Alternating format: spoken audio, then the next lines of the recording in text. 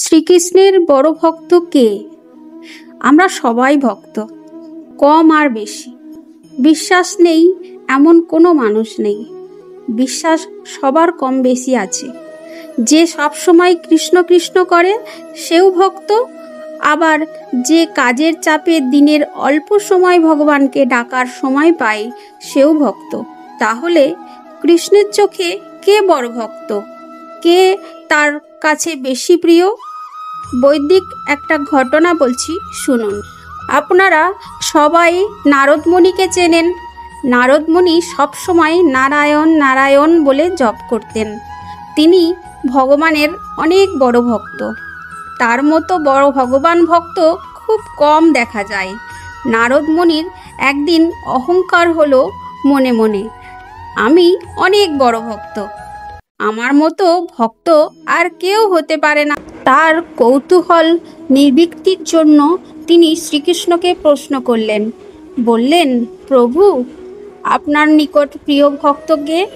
নারদমুনির খুব মনে ইচ্ছা শ্রীকৃষ্ণ আমারই নামটা বলবেন। শ্রীকৃষ্ণ উত্তরে এক কৃষকের নাম বললেন। ওই কৃষকই আমার পরম ভক্ত। শ্রীকৃষ্ণের মুখে এই উত্তর শুনে নারদমুনির মন খটকা লাগলো। তিনি বললেন, ওই কৃষক বেটা কেমন তোর ভক্ত আবার? কোনো যোগী নন, মুনি নন, সাধক নন, জ্ঞানী নন, ওই কৃষকের নাম বলল ভগবান? এটা তো দেখতে হয়। নারদমুনি ওই গ্রামে গেলেন এবং লুকিয়ে সারা দিন পর্যবেক্ষণ করলেন। সারা দিন কৃষক কি করে, তারপর তিনি ফিরে আসলেন। পরের দিন তিনি শ্রীকৃষ্ণকে জিজ্ঞাসা করলেন, প্রভু, এই কেমন তোর ভক্ত? সকালে একটু আপনার নাম জপ করে আর তারপর সে মাঠে চলে যায়। মাঠে সারাদিন কাজ করে, সন্ধ্যায় কাজ সেরে এসে স্নান করে আবার আপনার নাম কয়েকবার জপ করে। এ কেমন আপনার প্রিয় ভক্ত হতে পারে? শ্রীকৃষ্ণ বললেন, ঠিক আছে, তুমি একটা কাজ করো। দুটো বাটি নাও, দুটোতে পূর্ণ করে তেল নাও, তারপর আমার সিংহাসনের চারিপাশে ঘুরে এসো। কিন্তু মনে রাখবে, এক ফোঁটাও যেন তেল না পড়ে। নারদমুনি অনেক কষ্ট করে আস্তে আস্তে করে খুব সতর্ক হয়ে ঘুরতে লাগলেন।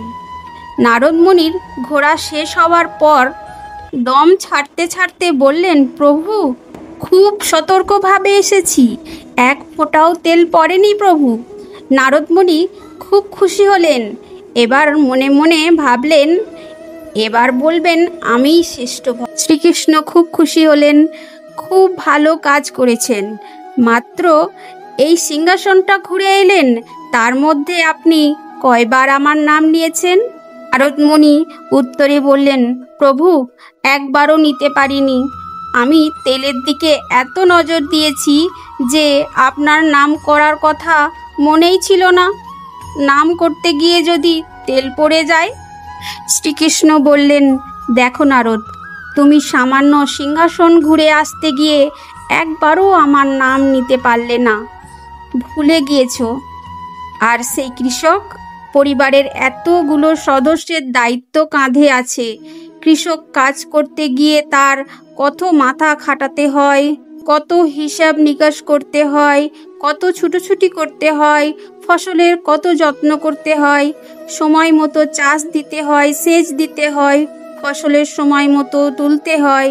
পরিবারের এতগুলো সদস্যের একাধিক পালিত পশুগুলোর পর্যন্ত আহার এবং রোগ শোকের যে দেখভাল করে, কত দায়িত্ব নেওয়ার পরও সে কয়েকবারই আমার নাম নিতে পারে। আমি তাতেই সন্তুষ্ট, তাই সে আমার খুব প্রিয় ভক্ত। নারদমুনি এবার বুঝতে পারলেন আসল ভক্ত কে। হরে কৃষ্ণ।